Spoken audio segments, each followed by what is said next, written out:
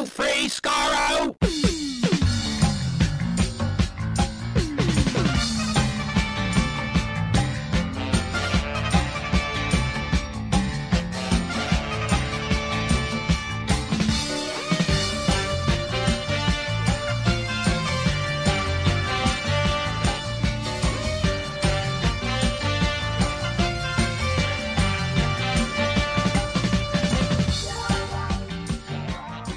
Hello, everyone. Welcome to Radio Free Skaro, episode number 866. I am Stephen in Edmonton. Warren in Vancouver. And Chris in Edmonton. We were talking, what's it, AMSR? ASMR. What is ASMR. it? I can never get it right either. No, we thought about doing a whole episode like that. But that's like 2 years old. I feel like that fad's gone. I feel like they don't even make those anymore, you know? It's also they do. terrible. It drives me crazy. It tortures me, so we're not doing it. No. Well, honestly, I have never actually listened, but I could tell just by hearing the description of what they are, it would be, no, I can't stand the sound of keyboards typing. I can't be in the same room as someone who's like just in a quiet room where a keyboard's typing. I can't stand that sound. So like, that's the beauty of things like ASMR is it can be anything. Like it can be somebody running their finger across a hairbrush, or it could be no, that's creepy, man. The whole thing is creepy. Playing with Play-Doh, or just speaking, or like anything is possible. Play-Doh. I've said this a million times before, but in different contexts. But we invent the single greatest network mankind has ever seen, and this is what we do with it: play with Play-Doh for the enjoyment of others. Okay, and cat videos. Yeah. And well, that's okay. Cat videos are, in fact, they're secretly what power the internet.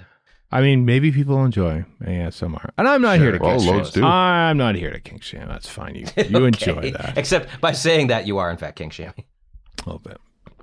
Not for me, though. Not for me. Specifically not for me. Hopefully this podcast is for you folks. Because we're going back to commentaries again. We're going back to the well of creating content. That being a commentary for part 13 of the Trial of a Time Lord, but the only way we shall refer to it as, not the Ultimate Foe part 1, no, Trial of a Time Lord part 13 is the commentary today in our classic series commentary. Rolls off the tongue. Rolls off. Does. Recorded it a while ago. I have no memory of those events. I don't even know where we were in the world, like not like just like physically, but like, you know. My recordings library says May 1st. May Day. So 3.5 months ago. Say with great confidence, several Trump scandals ago.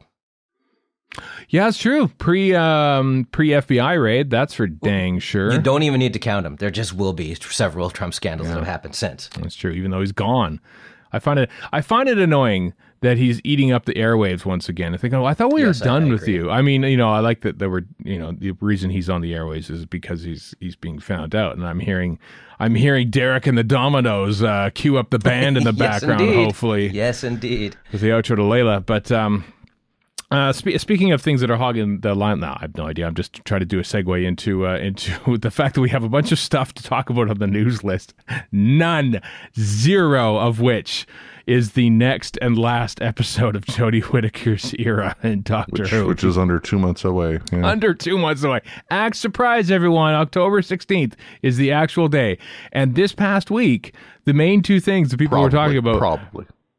Sure. It hasn't been announced, so. I know. Well, someone has to.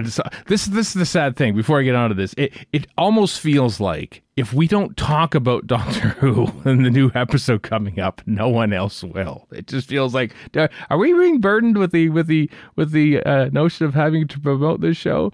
It feels kind of like that right now. I think you have Messiah syndrome. I wonder if we're going to get anything, and I think the answer is going to be no, but I wonder if we're going to get anything similar with RTD2 stuff, because the Centenary special was wrapped like last October, somewhere in there. Yeah. So they shot it like a year in advance of broadcast, and that's kind of what's happening with the new RTD stuff is they're shooting stuff a year and a half, whatever it's going to end up being in advance of broadcast. But I fully suspect RTD is going to be a little more out there with promotion and keeping things in the zeitgeist. Actually doing it, you mean? Yeah, that's probably... I mean, at the end of Doctor Who Magazine 581, which came out this past week, at the very end of the, I usually get it and I say, okay, here's what I want to read, and then I run out of time and I don't. But I like to skim through, see what's going on in the magazine. It's great because there's like a RTD tribute to Bernard Cribbins. Once again, RTD, future showrunner of Doctor Who, showing up in Doctor Who magazine more than the current one. But at the very end, the last page is something I always go to. What's in the next issue? Because I want to see what's coming down the pipe. And it says Sacha Dhawan leads us through a preview of the last episode. Oh, okay. So we complain now, as we should, but we are officially less than 4 weeks away from actual promotion of the finale, and it looks like it's going to be Sacha Dhawan's job to do it, because Chibnall and Whitaker are pretty much clocked out, I guess, at this point. And it's kind of like when David Morrissey was doing all the press for the next Doctor around Christmas 2008, because David Tennant was off doing a theater run, I think, and then he Hamlet. Hamlet or Much Ado, one of those. Yeah, so I think it might have been Hamlet. I can't remember now. Yeah, it was definitely Shakespeare, because I remember there being a big hullabaloo about that. It was Shakespeare, yeah. So he was busy doing that, so they had to leave it to the guest star to promote it, even though that wasn't his last episode. At least Tennant showed up for his last episode to promote it, but not this time around. So yeah, so within the next 4 weeks, folks, get ready for this exciting news. We might know the title to the episode that we're going to watch. I really hope it's Centenary Special. They don't even put any effort into it. They just never bothered. They just never changed the slide. Or just some serial code that isn't right. Yeah. What it's going to be is the emoji for that kind of swooping 100 emoji in red. That's what it'll be. Yes. It'll just go up like when you approve of an Instagram story and it just flies up on the screen. That's what it'll be. That'll be it. That'll be the title of the finale, the Centenary Special. In an amazing social media display, they will have it all as a series of Instagram stories, which will then erase themselves, as is properly done in the Doctor Who social media sphere. This is why I never look at Instagram stories. Thinking if it's going to go away in 24 hours, is it worth watching in the first place? Almost always no.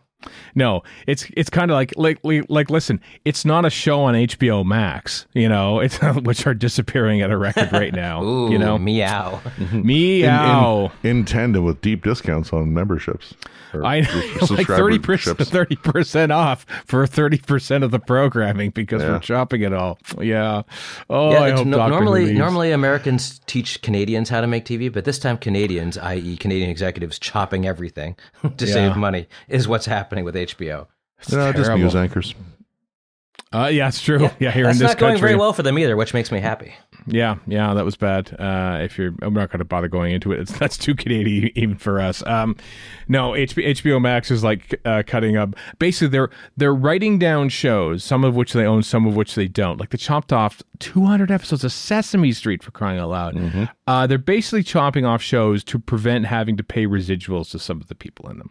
Television. Good old television. Money. Yeah, this is, not to be a dinosaur, but this is kind of one of the reasons I've started sort of like resuming buying of physical media, because like it goes. You think it got makes sense. Oh, totally. It's all there. It's all there. No, somebody there'll be a merger and they go, we don't want this. This is the old stuff. Flump, gone. This is why I have the ultimate version of that, which is Star Lost on DVD, because who knows when that's going to be on DVD anymore. So. I know. I cherish that thing. That's why I put it up on YouTube. Even though it's not good, I still cherish it. No, it's very bad. But let me tell you, on my YouTube channel, it gets the hits. Oh my God, the viewing figures for Star Lost. So there are probably more people watching on my YouTube channel than were in the original broadcast. That's entirely possible. And I'm not saying a lot of people will watch it on my YouTube channel. I'm just saying very few people watched it on original broadcast. So yeah, anyway, HBO Max is a tire fire right now, currently the home of Doctor Who in North America. I forgot to mention this last week. There's a new show. I forget the name of it. But it was announced as premiering in the fall on BBC America. I was astounded. I thought that BBC, I can't remember the name of it. I thought BBC America was like, we were just counting down the days. Because let's face it, they don't even show anything British anymore. They show Star Trek: The Next Generation for 6 hours. But they always did that. Yeah, but in addition to nothing, like there's literally nothing on their programming right now that is British in any way, other than Patrick Stewart, which maybe is what they thought. Well, he's British.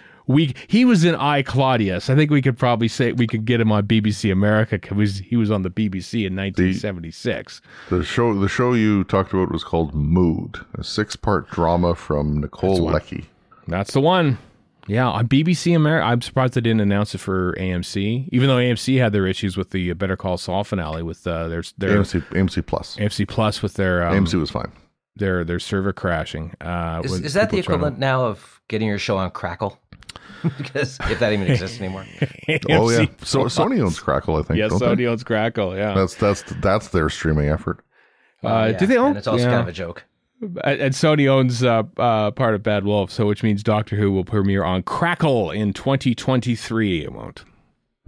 Hopefully, it'll be Disney Plus with everything else in the universe. So far, Disney Plus hasn't wrote down any underperforming shows. Are you doing a She-Hulk rant here, Stephen, or no? No, I'm not going to. Please don't. I don't need to hear it.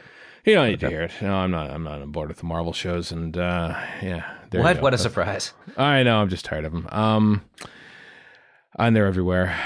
Anyway, back to RTD and David Tennant. RTD and David Tennant. David Tennant was in Boston at Fan Expo, and a friend who I've never met because the internet, Moises Cheon, was the moderator of said event. It almost didn't happen because Catherine Tate had to pull out, and then David Tennant had a family emergency, which means he couldn't be there on the Saturday, but he was there on the Sunday. And so Moises was the one interviewing him on stage in Boston. And he said things about saying like, oh, there's, you people don't know. He said that in an exact accent about Sure. like what's going on Doctor Who, because they've filmed with many more people, like on closed sets, like in the studio. That's a funny thing about, whenever you see like location filming and then you get 2 hours later, some fan on the internet, I think I've sussed the plot of the 60th anniversary special. Yep. Well, I mean, based on nothing. Yeah.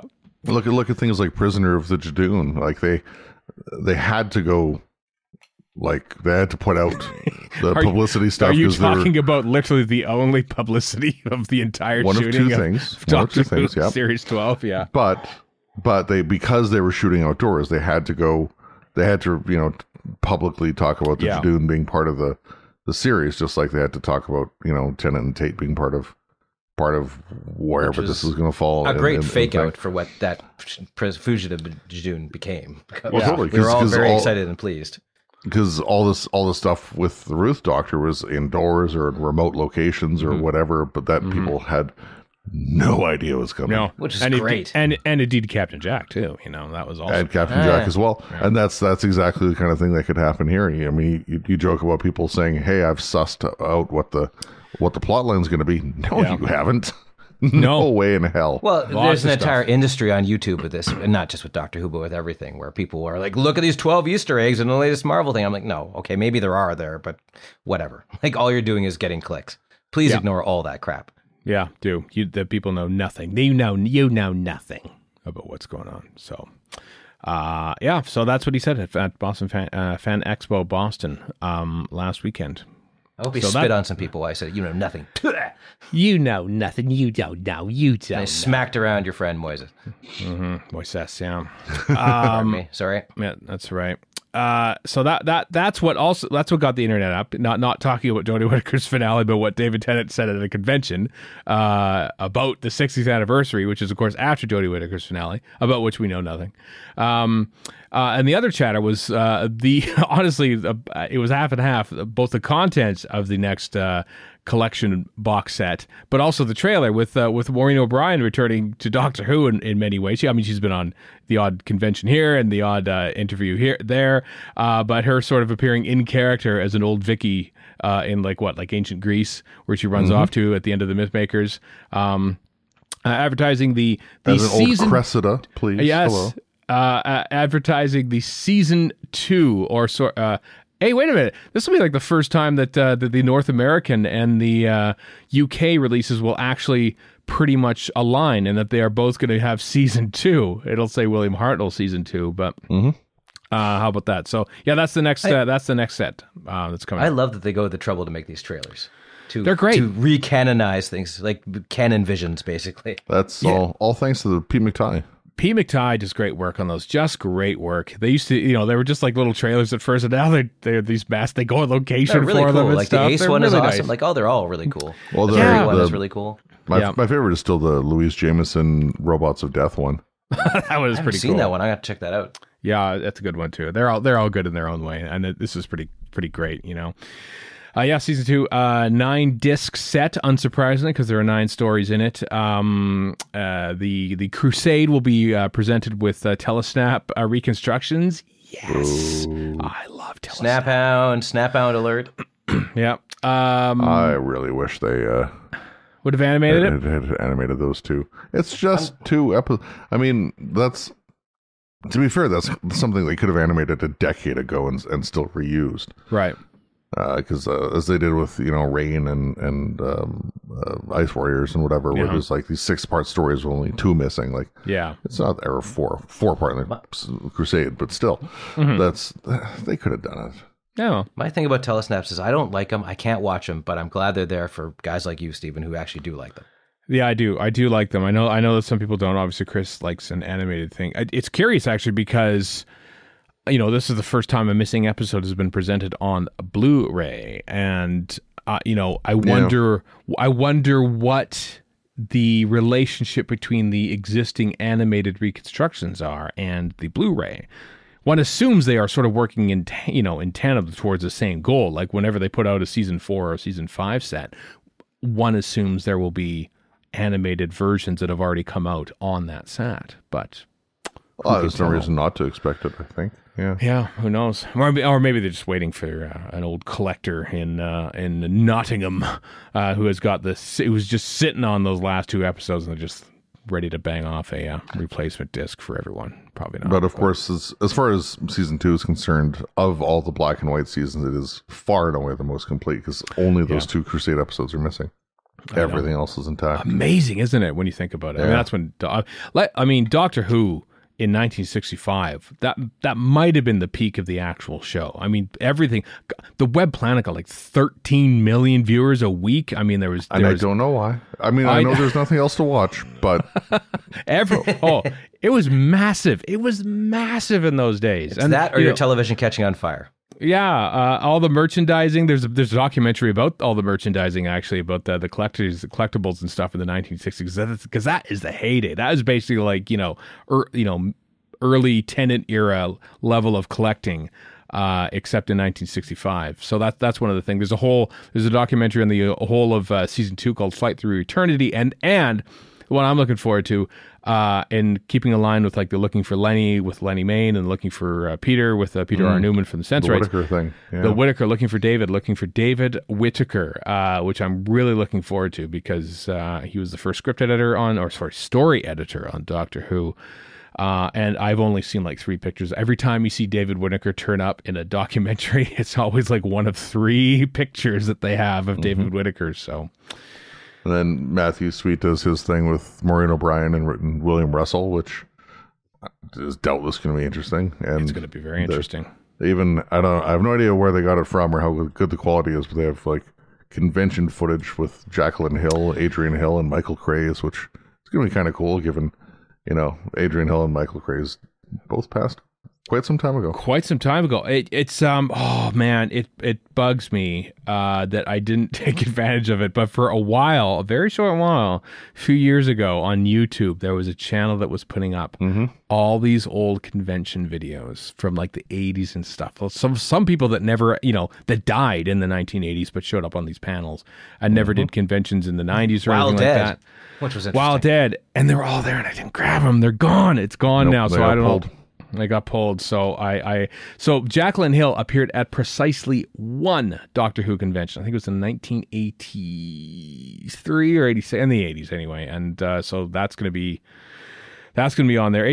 It's funny. Adrian Hill probably appeared at more. There's I think it's on Terry Wogan. I think it's some Children in Need thing where a whole bunch of Doctor Who actors come out of the TARDIS or something to give like a novelty check to Terry Wogan to give how much they raised. And you watch everyone, there's Peter Davison and Nicola Bryant, all the current stars of the show, some of the Elizabeth Sladen's there, and then like Adrian Hill's there. running out of, like, you were on Doctor Who for 5 weeks and you're still showing up for Doctor Who stuff in the 1980s. Good for her. But she's have you ever been to a fan expo? Like, there's lots of people who are barely in a thing that are getting That's autographs. true. And good for them for making the money, but yeah, you know, saying, I mean, it happens. Yeah, absolutely. So that I'm intrigued to look at that because I'm always a sucker for archive TV footage when it comes to Doctor Who stuff. But I'm off TV unless it's old and ephemeral. Yeah, I let me tell you, Warren, I'm more interested in TV than I am entertained by TV. Does that make sense? Right. Yes, it completely makes sense. I suffer from the same affliction, possibly not quite to the same terminal extent you do, but I do suffer. No.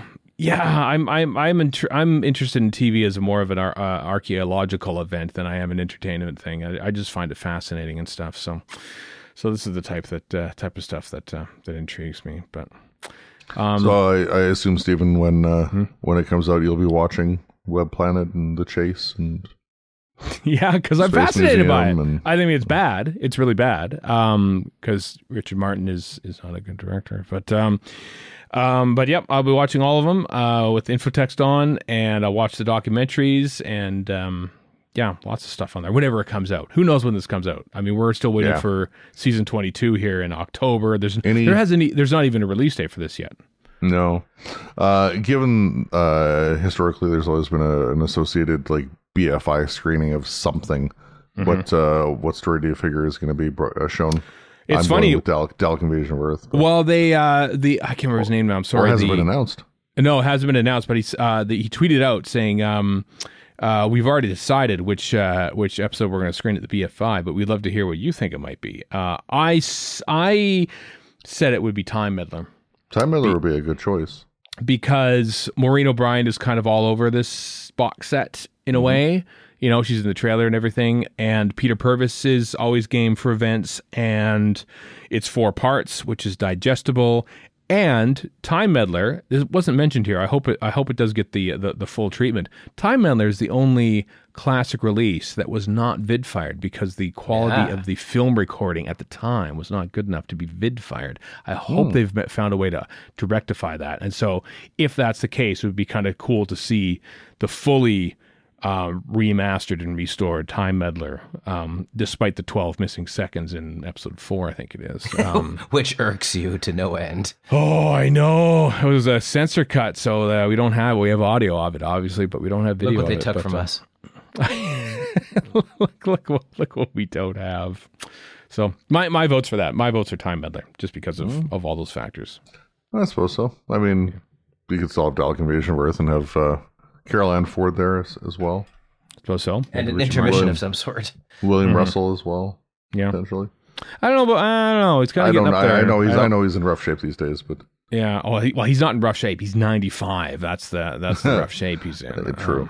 Yeah. Also, didn't they show on the Cushing movies recently? So that would kind of, it's kind of the same thing again in a way. People are Daleked out, perhaps, in a way. Yeah, maybe. Yeah, well, I mean, it's just true. Literally the same story if it's what I'm thinking of. That's a good point, actually. More or less. Yeah. Here's the same story again. Yeah, I feel like that. But crappier looking and not as funny. And twice as long. Yeah. So, all valid. But it won't be the Web Planet. It won't be the Rescue. The Crusade. Won't be the Romans. Won't be the Crusade. Won't be Planet of Giants. I mean, Richard Martin's still alive. It could be the Chase.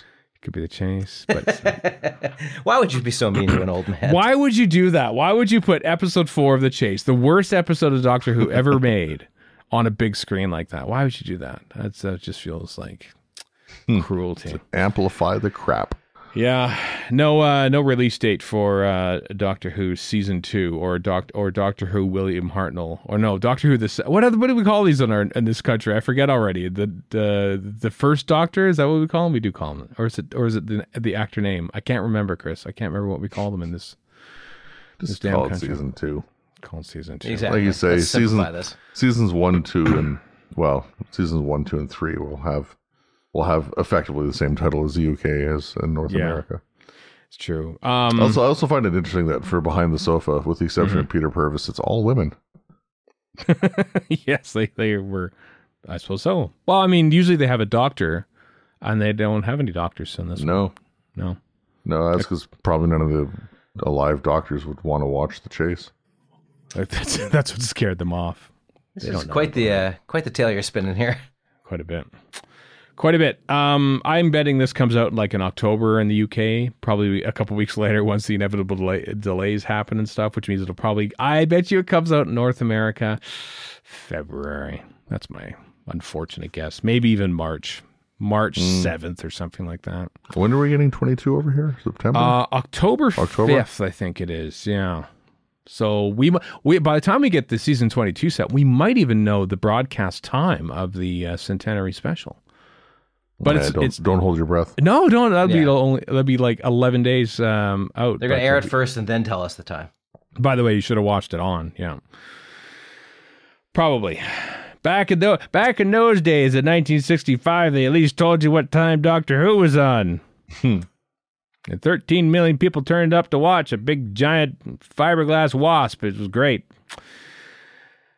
Doctor Who. Anyway. The ants and the butterflies? The ants and the butterflies and the silver spoon. Little boy blue and the man. I was waiting for that. Yeah. But hey, Doctor Who is still popular. There's a big thing about the iPlayer being very popular. The iPlayer saw programs streamed a record 1.6 billion times between April and June of this year, just a 3-month stretch, with a whole bunch of popular things like, actual news shows and everything else.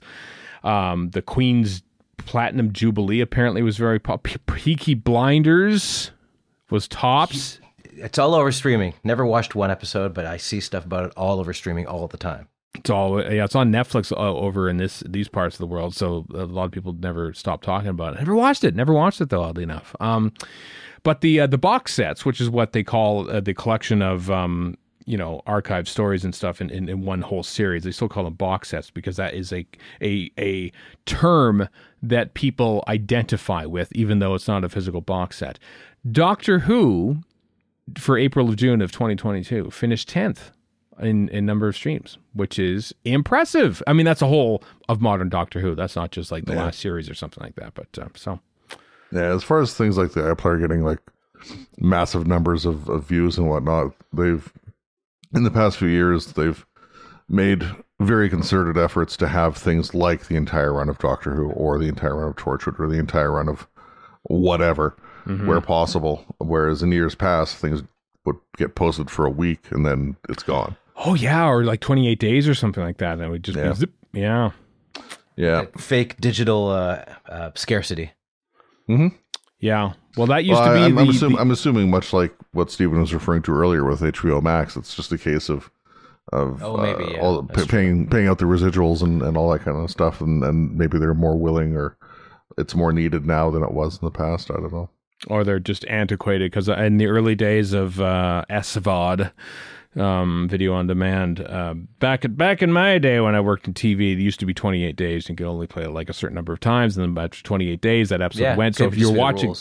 Well, very antiquated rules. I'm not surprised that those still exist. Those probably certainly in Canada that might be the case, because we don't change rules around here. No. That was probably just what the agreement was with the writers' union or the actors' union or something.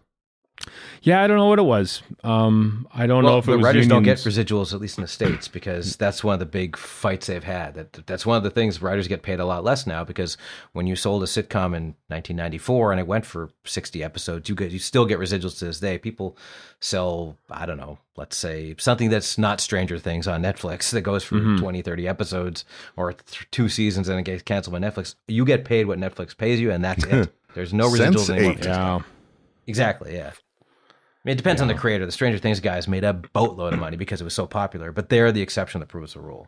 Mm-hmm. Is that a streaming thing, or is that a all across the board thing? It's a streaming thing. And the argument at the time in 2008, I think, whenever this was, I mean, I might be behind in this, but basically the studios pulled a fast one and said, oh, we need to help out these streamers. They're just starting out, and now they're completely dominant, but these same rules are in effect, so... Well, you probably saw the other day that something was put out that streaming beat cable for the first time ever for number of eyeballs. Yep. But they're poor and they can't pay you. Sorry. You don't know. my You pockets don't are know. empty. I don't know why we're talking like this. Why are we talking like this? I don't know. I'm trying to make like a Warner Brothers 1940s. I'm a bad little boy kind of a guy. I got you. Right. Oopsie, I ripped off a writer. like a discontinued character in a Bugs Bunny short is somehow leading Warner Brothers right now. Honestly, come on, tell me I'm wrong. That's probably what's happening. It's like a Baby Herman kind of a situation. Baby Herman. I know we got Baby Herman from Doctor Who finishing 10th in the box sets of the BBC iPlayer from April to June 2022. But we got there, folks. We got there, and you were along for the ride, so you're to blame as well. Let's talk about some Doctor. I already mentioned Doctor Who magazine, which came out this past week, which has a tribute to Bernard. A lot of tributes to Bernard Cribbins, including from Russell T Davies and a whole bunch of other people who worked with him over the years. There's a preview of the animated version of The Abominable Snowman. Hey, we're getting that in December. That's great. Mm-hmm.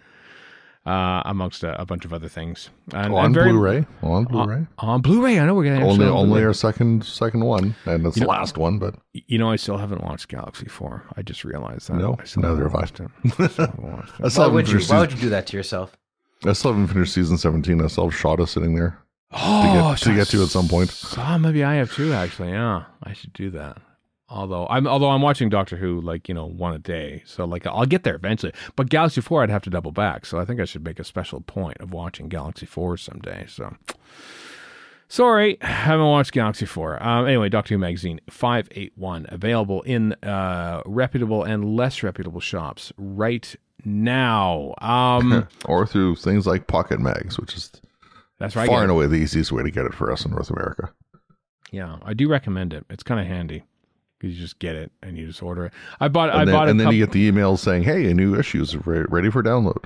I know, yes, great. And then even I bought a Radio Times once a few months ago because they had 3 pages worth of promotion of Doctor Who. So I thought, what the hell, I'll get that. And now I get emailed every time a Radio Times is out. Like, don't tell me. I don't want to know what every episode of Radio Times. I used to get a lot of irrelevant magazines I couldn't care less about. Home Baking England. No, thank you. I don't need to see this. No, I just made that one up. But yeah, that's sort of the thing. It's like, what about your cottage in the Cotswolds? What about it? It doesn't exist. Thanks for that, Pocket Mags. No, but it's handy because when back in the olden times, Warren, which is what we're all we're all about here on this podcast. Apparently so. Yes, we would have to wait 3 months for these things to even show up on our shores, and so it was well out of date by the time we got it. So it's nice to have digital copies. So what we do. Let's talk about art calendar. Andrew Skeletor, of course, famous for his Target novelization covers and such from the 1980s, has got a new calendar for pre-order. The 2023 calendar, which is handy because that's next year, and you can use it to look at all the dates. And then there's a whole bunch of artwork on there. So that is available for pre-order now. Publication is in early September 2022. I don't have much wall space for a calendar. I often get a Baby Yoda calendar because they seem to make Baby Yoda calendars all the time. And so the last 2 years we've had a Baby Yoda calendar. So I only have interest in digital calendars. Really? I use my paper calendar for work stuff because it's sitting right in my office, and it helps me to remember to write down that, there's a thing I have to do at X date. Because if I put it in a digital thing, I still won't remember. Right. I never actually look at the calendar for dates, but there's Baby Yoda right there. That's all, You can just put a picture of Baby Yoda up on your wall. Well, no, but it changes every month. That's the great thing is that it changes. So rotate it every month as your wallpaper. Why are you overcomplicating this? It's a calendar. It's literally been around for I am rotating millennia. it. I move it up and it goes like that. and with the added bonus of look at that, there are days now. I can tell which day is which now on the calendar. Magic the Gathering. So a confession here.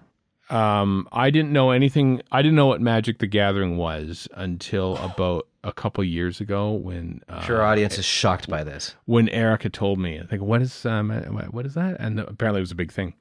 So take my dispensing of this news with some salt. I'm just going to read the headline. Doctor Who is the next TV show to get a Magic the Gathering crossover.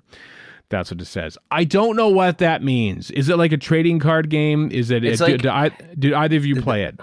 Eric, no, I've never played it. Erica is easily the expert on this, but from what I gather, it's you take the combat of Dungeons and Dragons and similar games, and you boil it down to a card game, essentially. And so you're doing the combat back and forth with these cards without all the tedious exploring and character development and everything else. So I is could it like completely be war? misrepresenting this? Kinda, but again, like I know maybe a tenth more than you do, Stephen. Like and I've what, never played what, it, so. What I wonder is a commander deck. Vague noises. I have no idea.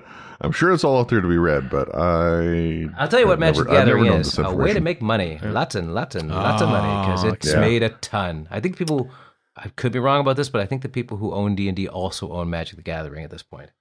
Oh, do they? Oh. Don't quote me on that. I could be wrong. Ooh.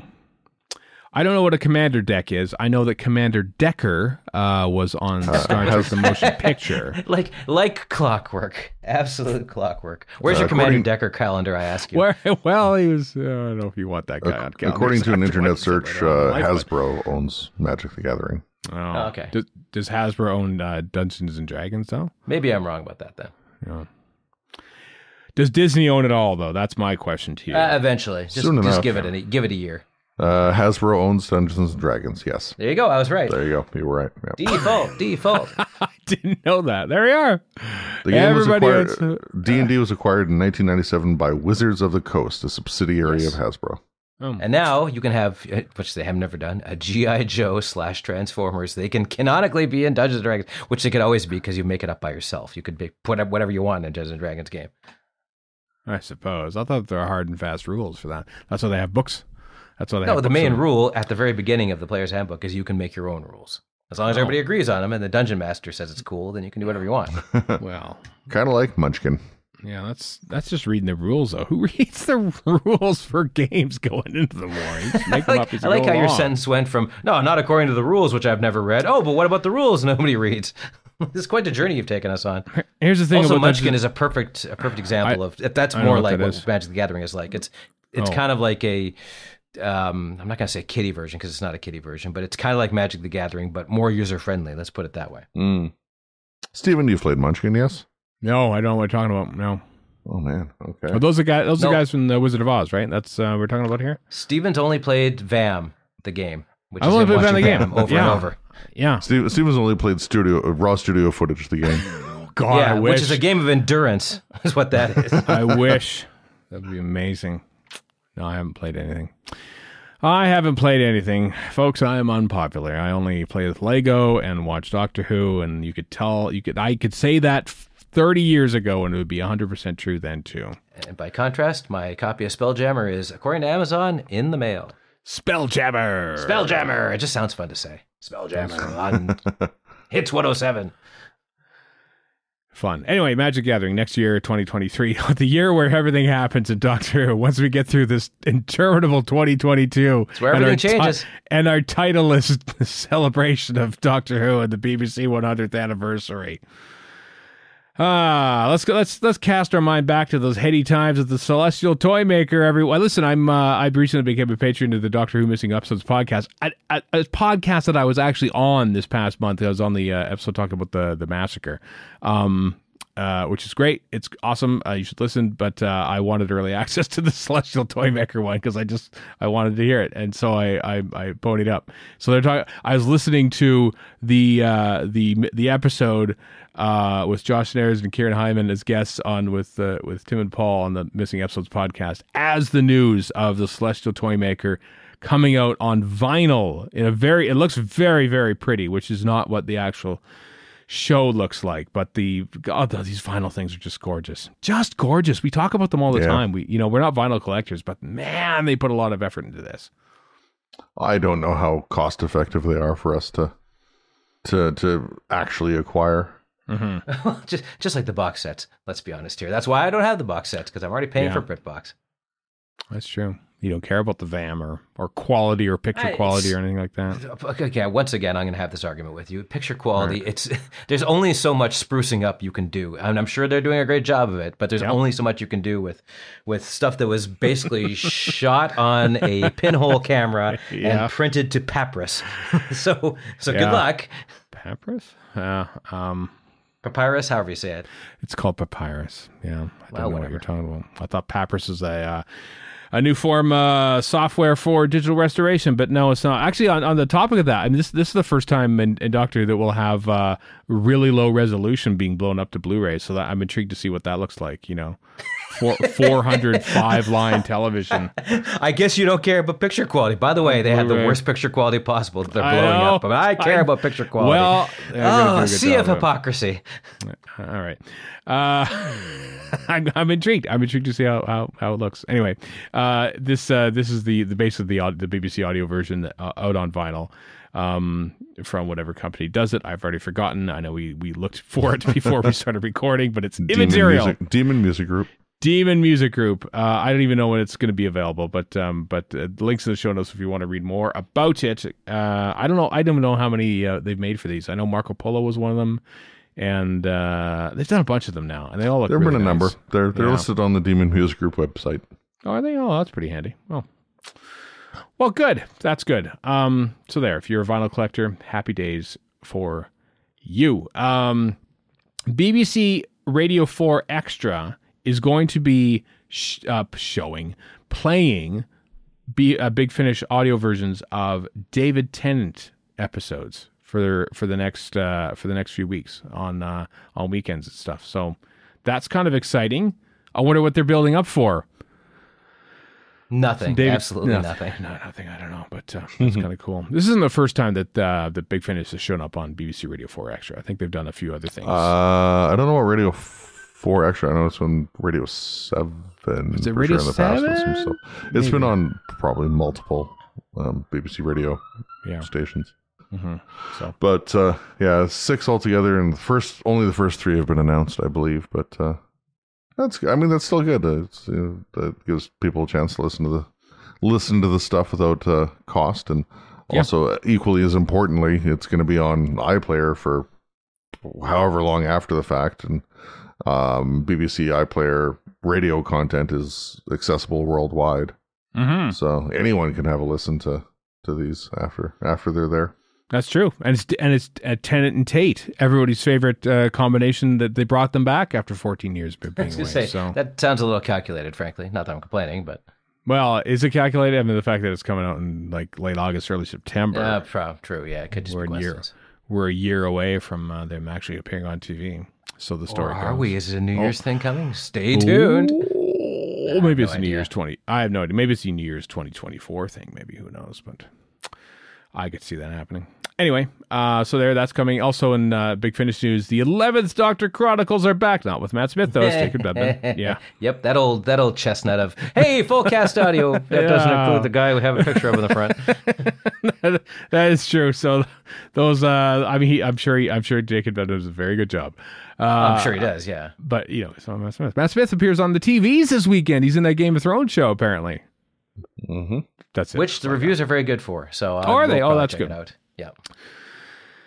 They're only doing those once a week, right? They're doing it the proper way, not like dropping it all at once. Also, this is under the new regime, so is there going to be another season? Who knows? Like, it's probably quite expensive. So, that's a good point. I would not be surprised if they replace it with some reality version of the same, where it's just trading dragons for I don't know. God only knows how horrific a Game of Thrones version of a reality show would be. So I'm going to stop right here. But it would be like costume designs. It would just be design the next costume for a Game of Thrones show if it was to go into production, cool, to be which honest. it won't. Yeah, no, but it won't. So anyway, Matt Smith with a big blonde wig is in Doctor Who. House of the Dragon, which I still haven't seen a trailer for, and I haven't seen a trailer for the Lord of the Rings one either. And yet they're coming around the same time, and so like I feel like they both kind of like are Dante's Peak and Volcano, Armageddon and Deep Impact. They're both kind of merging in my mind. Let's see which one wins on this. They could both be good. We don't know. Like the Lord of the Rings trailer does look pretty decent, to be honest with you.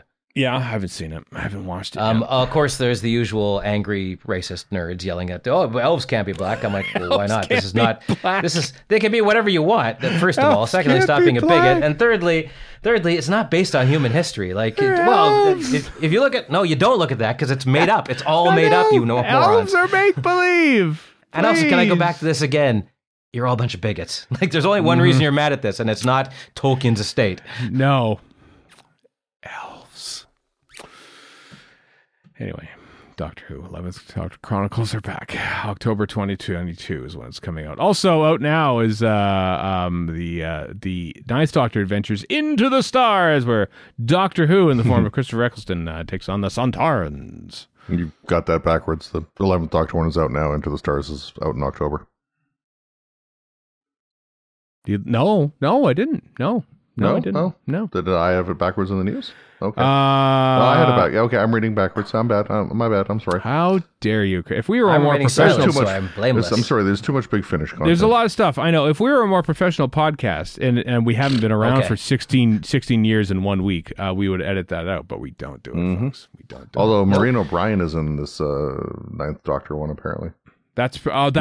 Not as Vicki, though. No, but I remember they posted a nice picture of Eccles and Obes. Trying to shorten Come on, that's a bit of a reach. her name, including Josie Lawrence, who says How about just call her Moby? Moby, there you go. Yeah, Moby. I remember Josie Lawrence from Whose Line Is It Anyway? But she's in that too. So that's out now. You can get it now. Ninth Doctor Adventures. That's out now. Jacob Dubman, 11th Doctor, out in October. Mm-hmm. Got it. Good. Our last bit of fictitious awards. We haven't had one of those in a while. Doctor Who has been nominated for the 2022 Saturn Awards in the Best Fantasy Television Series category. It's up against Stargirl, which I'm sure is canceled.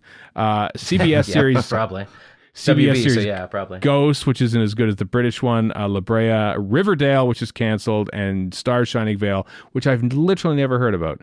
Riverdale still has one more year to go. Ghost is actually pretty enjoyable and is fairly big hit for CBS, actually. So I saw a thing that much better, but WB or CW or whatever is pivoting to its audience that they think they have, which is people in their 50s. And somebody pointed out that no, all the teens are sharing their parents' logins. They're the ones watching CW, but it looks like all the 55 plus people are watching CW. Which of course, but apparently there's also a contingent of older female viewers who would love all these CW shows as well. From what I've gleaned from amateur demographics off Twitter, so take it with a grain of salt. But anyway, that's apparently the situation that's happening. So once again, TV executives know nothing is the takeaway here. No, or they're working with skewed data.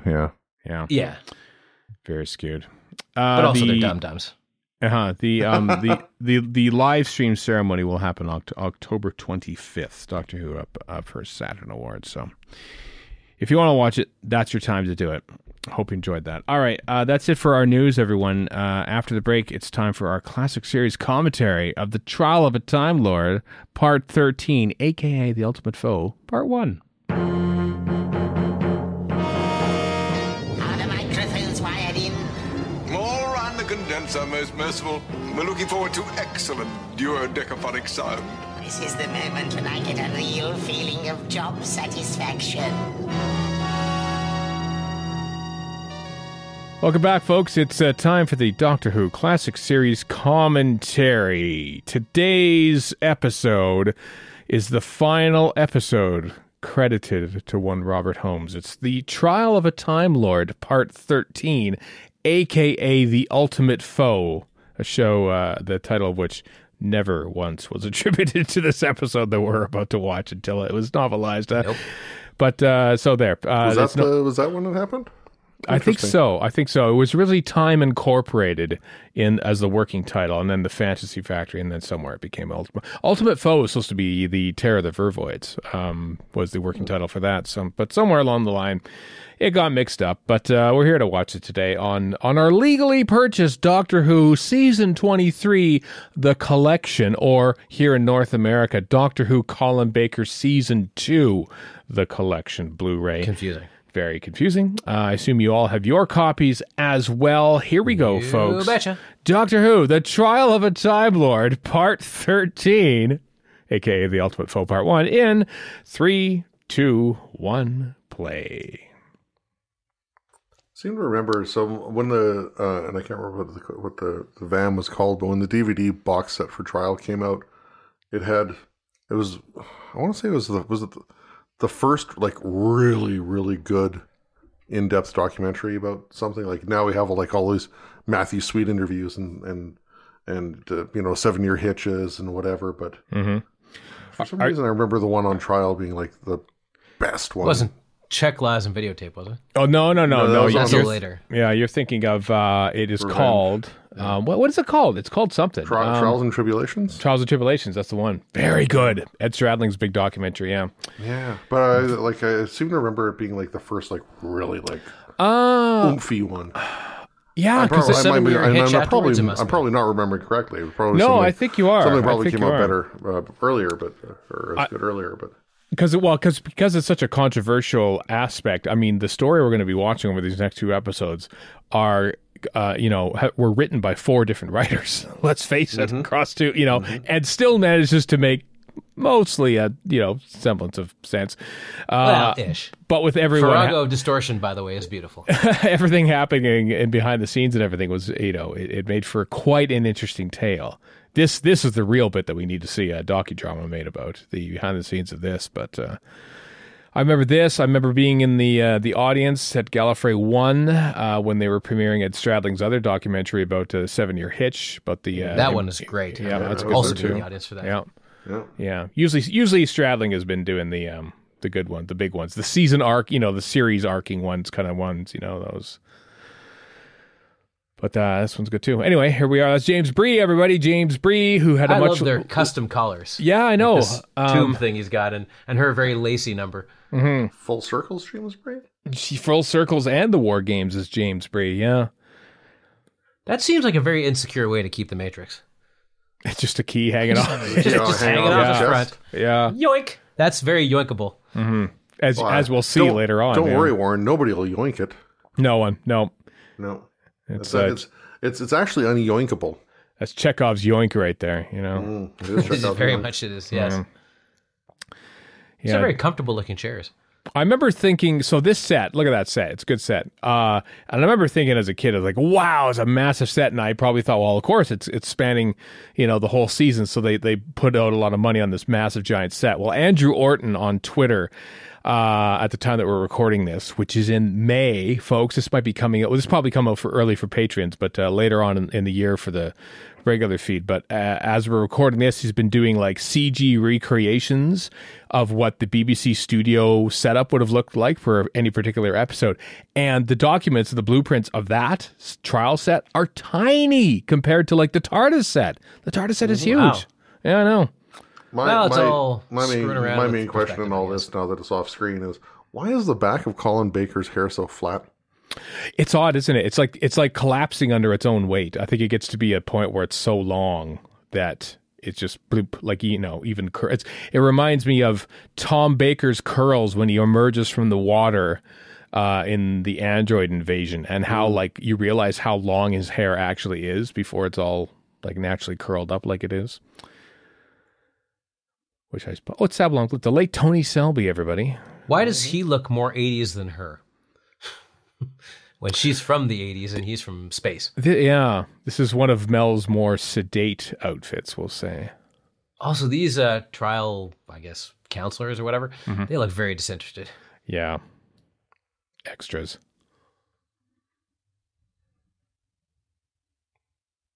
No matter how silly the idea that Valeyard becomes in the next 2 episodes, he's very well played. Very well portrayed by Jason, I have to say. I also wonder, the Gallifreyan guards and behind there, are those the original outfits from the Deadly Assassin? They're still kicking around 10 years later? That would not surprise me in the slightest. Oh my God. I can't believe it. And you notice now, like, in the Deadly Assassin, where the line is like, the robes and headdresses are only there for formality, yet every single person in the court is wearing them. Well, this would be a formal occasion, though, wouldn't it? I mean, it's a court. I guess so, yeah. Yeah, just like when we see them in Arc of Infinity, like it's the High Council meetings and stuff. So. Like, this is not 12 Angry Men where they're sitting there in, like, cheap suits. Mm-hmm. Although these are technically cheap suits, I guess. That is probably a pretty complicated computer video effect that's on in the background behind I think the Acorn is probably pouring out smoke at this point. Yep. That's got to be Quantel or Harry or something like that they're using. He's just looking at this going, I'm going to destroy this whole place and make you all into Cybermen for some reason. Yep. Several incarnations hence. It's basically him in Sim City or Civilization. Just, I'm not going to save the game here. I'm just going to see where this goes. Yeah, just unleash Godzilla and see what happens. Sagacity. And later on, when they're in the Matrix, it's more like The Sims, when when the couple you're trying to make into a happy pair just catch on fire for no reason, and then you just give up. For some reason. That happened to me. I had this couple raising a kid in Sims, and this meant when we gave up Sims. They just one died turning the fire oven on, and it caught on fire, and the other person just kind of left. And then this kid was just left on his own crying the whole time, and I was like, this is depressing as hell. I can't play this. You just orphaned this poor digital child. He'd go to school, he'd come home, he'd make dinner, and he'd just sit there crying in bed. And I'm like, oh my God, what sick mind came up with this game? Tell me more. Let's play again. I didn't know you could do that, Warren. I might have to fire that up again. I didn't do any of that on purpose. Oh. Trust me. We're not quite there yet, but how many jaws collectively dropped when the master outs the Valeyard? Oh, mine for one, yeah. I don't remember I honestly don't remember what my reaction was when I first saw that. I just remember enjoying the whole of the trial. I remember enjoying the whole of the trial. I still do. I want to say, and Warren, you might be able to corroborate or whatever this, but I seem to remember watching trial at we did 10-0 meetings. And they were getting it from Bellingham Cable. And I was... Whoa, Linda Bellingham? The thing that bent my mind was how Bellingham, a commercial station, was running Doctor Who. I was like, well, how is that possible? That I don't know. But yeah, it was. Got to watch it in advance of KSPS showing it. 10-0 being your local Doctor Who fan. Yeah. Yes. In Edmonton, Yes. in the 80s. Yes. Sorry. Yes. For the listeners. It was probably 88, 89, somewhere around there. Wow. Did we see this after? That was equivalent to day and date back then. I mean... yeah. Did we see this after Revelation of Daleks or whichever Daleks? I'm forgetting. Remember, it's the Daleks. Oh, yeah. No, this would have been before. I feel pretty sure that I mean, let's have a look. Let's check the old KSPS archives here that I've... Which you have in a VisiCalc. I know we would have seen it well after the UK broadcast, but... yeah. So I remember... Okay, it's good I'm reading this because I was doing some writing about this very subject, and it's hard to find all this stuff online. The whole reason they were doing all this trickery. Trial of the Time Lord Force premiered on KSPS in late May 1988. Wow. Yeah. So a year and a half or so after yeah. UK. That's astounding when you think Which about was it. pretty quick for the time, yeah. Yeah, that is astounding when you think about how, like, it's not like KSPS in Spokane was, like, a lot behind other KSPS stations, I'm thinking, in that Colin Baker was doing conventions even before he was on screen as Doctor Who in the UK and was still doing them through the 1980s, and he would have come and gone. His entire era would have come and gone, whereas people would have been seeing him in conventions before his episodes even air on KSPS. 2 years. 2 years passed. Wow. And, this is less a summing up of how everything works and more of a, all right, this thing is due. Let's come up with something. Yeah, I suppose. Dominic Lynn's Ravalox remixes? That too, but this is one of the great Colin Baker's Doctor speeches, True. Let's face it. This is a good speech. This is great. Is this going to be legit Robert Holmes? Words? Yes, Robert Holmes, let's see, he wrote, obviously he's credited for this, but let's face it, he didn't even complete this. Yeah. Sayward took over. Eric Sayward took over. So until he left before the next episode was written. Basically, Robert Holmes got the trial sequences done, and then the plot outline for the rest of it written before he fell ill and eventually died. Okay. Yeah. So I remember there's a sizable gap in time between the time that this was written and Pip and Jane Baker wrote episode 14. Yes. But also Pip and Jane Baker... Not too long, but yeah. Long enough. But Pip and Jane Baker were also legally disallowed from seeing the script for episode 13 before they completed episode 14. Yeah. Warren's just talking. Warren's having his own commentary underneath. What do you got there, Warren? What are you saying? No, I'm just saying that I'm following the actual show for once. Yeah. So there's that. I'm just saying the Valeyard is actually Tectuin. Okay, so that's Let's just make this completely confusing. Valeyard and Tecteun. Yes, that's right. Who cares? Doesn't really matter. Adric for the Warren Fry hat trick there. Okay, so I mispronounced things. What a crime. What a terrible human being I am. Well, they could always just learn how to pronounce them correctly. No, why bother? Well, because they're people's names, even though they are fictitious. They're not people's names. They're made-up people, for one thing. So really, how's mine any worse or better? Yeah. Anyway, what I want to know is... Okay. Have you ever which seen other doctors could have delivered that speech? Because Colin Baker does a fantastic job. Yeah.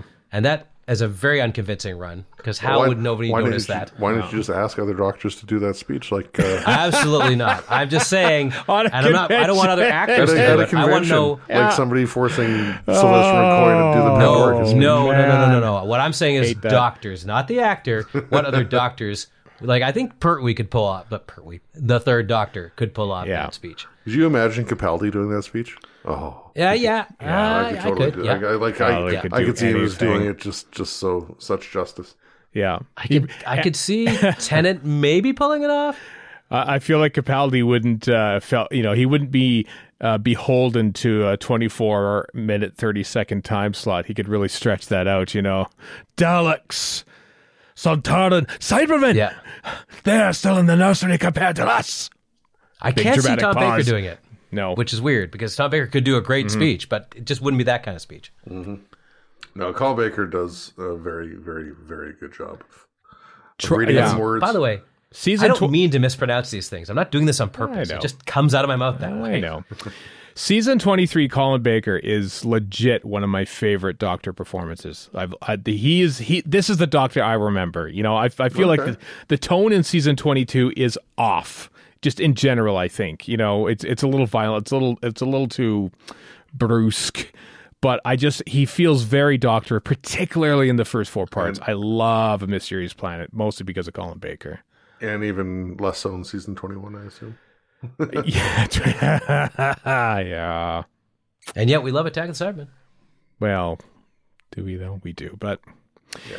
the funny But thing not is, necessarily for that reason. yeah, there's a woman laughing here, which I think we hear 2 or 3 times in this. There's a sound effect of a woman laughing.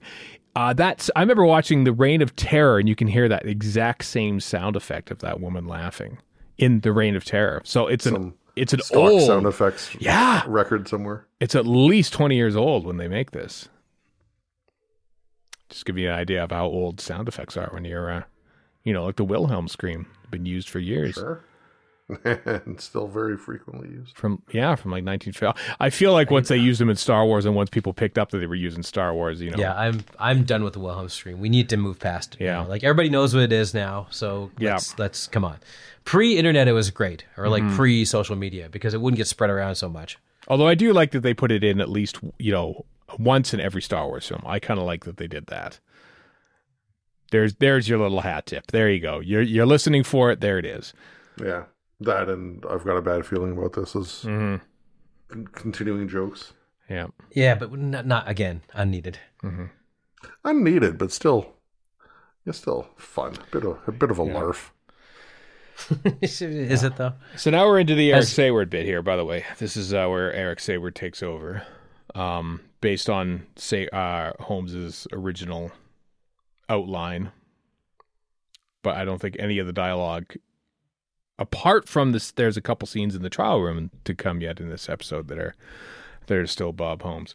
They made this before they even made Terror of the Vervoids, parts 9 through 12. This shares a production code, 7C, all 6 episodes, which is in keeping with how they would make Doctor Who for the remaining 3 seasons, because it was basically 2 4-parters and then 6 episodes made by the same production team, half of them on location for one story, half of them in studio for the other story. They do the same thing here, except they're a little more intermingled, which makes production note people like me a little bit annoyed, because I've labeled this file 7C, but I could be referring to Terror of the Vervoids as well, and it's bugging me. Yeah. I'm sure this annoys you too as well. I mean, I shouldn't be speaking for myself I on couldn't this. tell you how more little sleep this than you would matters to know. me. Yeah. Oh, here we go. Here's some retconning. Yeah.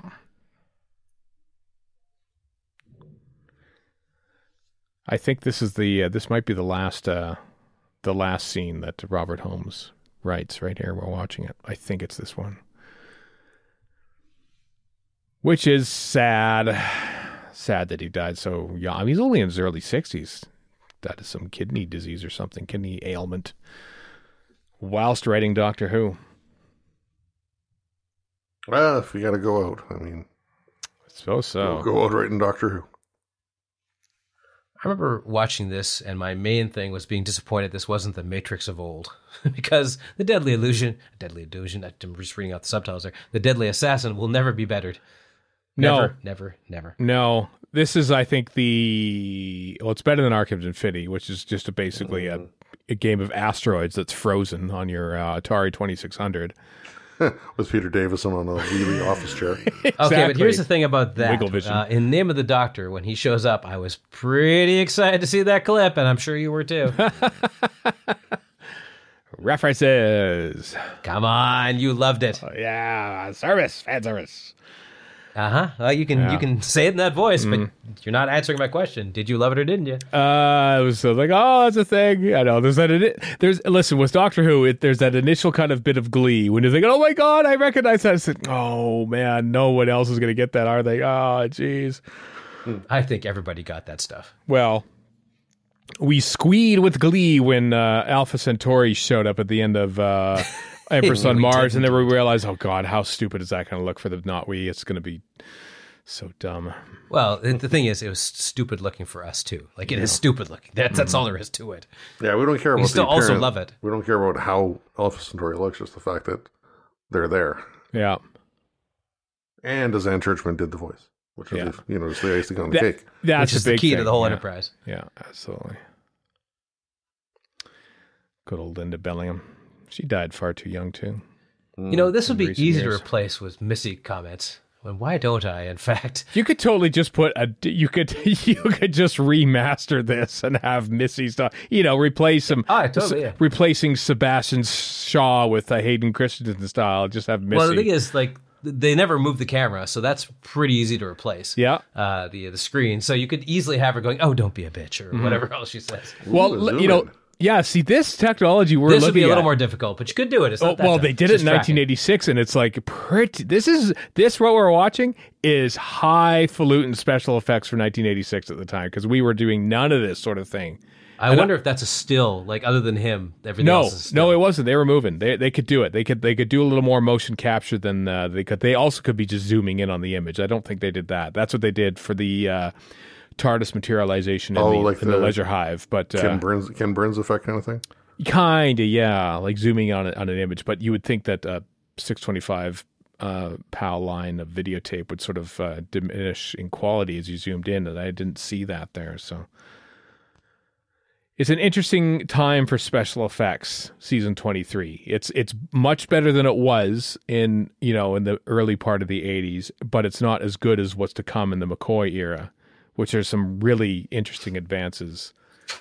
But then you get to the 90s, which Doctor Who has nothing to do with, when computer effects are in their infancy, and boy, oh boy, do they show it sometimes. I know. It doesn't look as good anymore, does it? It's Star Trek is a good place to look for that. Not so much Deep Space Nine, but Voyager in particular has got some pretty egregious stuff in it. Yeah, because Voyager was really, hey, look what we can do now. They were using, I think, completely CG spaceships by that time. They're doing that. Ships aren't so bad, though. Creature effects at the time are just... And you know what? To be fair, I got to give them credit for trying.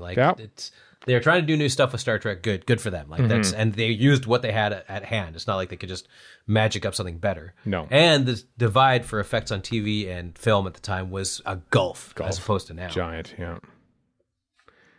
And then which is part of the reason streaming TV isn't as special anymore, because TV and movies look basically about the same.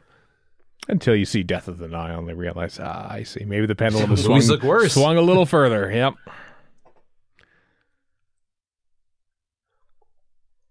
Mr. Popplewick. The very junior Mr. Popplewick.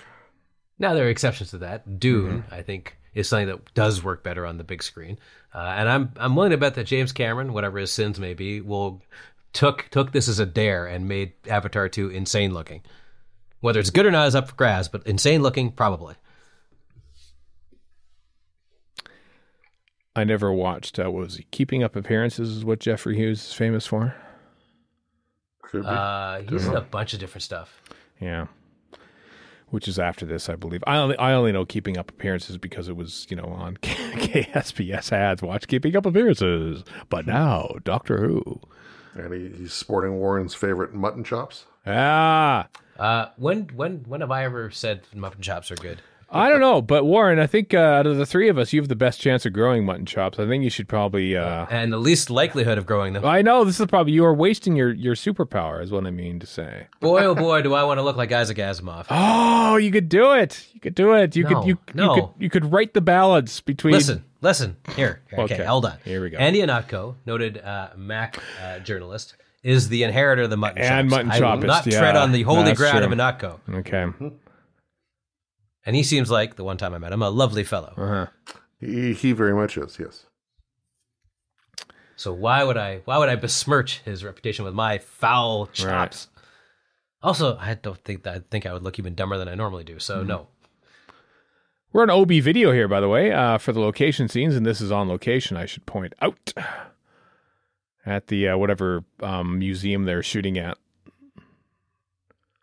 Which is a hell of a setup. He's signing an NDA. Mm-hmm.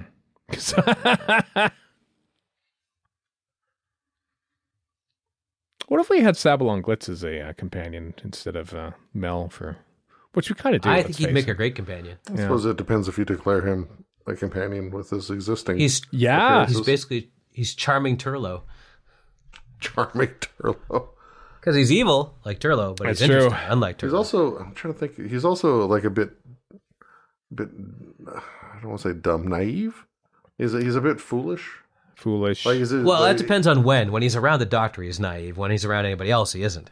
Well, he's blinded by his greed a little bit, so that's where he makes his worst decisions. I kind of put him in the ranks of like the Shakespearean fools. Yeah. Which is anyone who likes Shakespeare, am I right? Boy, you told us all. Yeah. It's Shakespeare. Pronounce it right. Come on. I love OB video location. What is wrong with me? What is wrong with me? Why do I like this? This looks like cheap Canadian TV, but I like it. And I don't know why. Oh, by which you mean Canadian TV. Yeah. And you don't, like, I've got the sound off, basically. And I don't need any sound to tell me that none of the audio they recorded there would have been usable. Oh, absolutely not. No, it is. They're using it. Stephen, I'm right there with you. Like, I think Canadian TV lost something when it started looking good. Yeah. Like, it's just like, well, now it's just the same as everything else, except still cheap somehow. Like the Littlest Hobo is all on OB video, and it's just like, that looks cheap. It looks like it was shot on 3/4 inch tape. Yeah, and you could look at this and thinking, it looks cheap. But the fact that everything looks the same is what makes it. If you're going to make it look cheap, make all of it look cheap, not some of it look cheap and then some of it kind of muddy because you're shooting on 16 mil, No, I kind of love it when you switch from film to a videotape. Really? Oh, that's it. That's the episode. Yeah. Yet another Trial of a Time Lord cliffhanger zooming in on Colin the last one? That's the last one, obviously, that we get. And now in our streaming era, we have everything looking expensive, but also cheap because it all looks like the same gray sludge. Right? I mean, videotape, say what you will about OB video. It never looked like gray sludge. If anything, it looked too bright. And that's what people complained about. Gray smudge is what it looked like. Also, I hate to break it to you, but it's all videotape now. It is. I was going to say. Yep. It's all on videotape, and they have to completely process it to make bad film. And or you shoot on digital video. You put it on film like they did the Batman. You put it back on digital video. It's or as somebody else, I can't remember who, said, you don't want it to look like film. You want it to look like a certain era of film. That's what people actually want. 1980s anamorphic looks really good. That kind of film specifically. Because if you shoot on film now, it looks about the same as video. Yeah, you shared an article with me about that, as I recall, many moons ago. Yeah. Anyway, that is the part 13, the penultimate episode of Colin Baker's original run on TV's Doctor Who. How about that? Chris Clough. Yeah, Chris Clough. Same as high def video, I should. Yeah, of course. Yeah, high def as opposed to SD, which what we saw just now, and we'll see again next week when we do the final episode of the Trial of a Time Lord on our Doctor Who Classic Series commentary series. Hope you'll join us then. But until then, I am Stephen in Edmonton. Warren in Vancouver. And Chris in Edmonton. So long for now.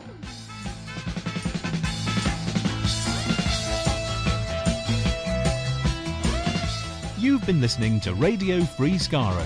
Find us online at radiofreeskaro.com. Follow us on Twitter and Tumblr at Radio Free Skaro.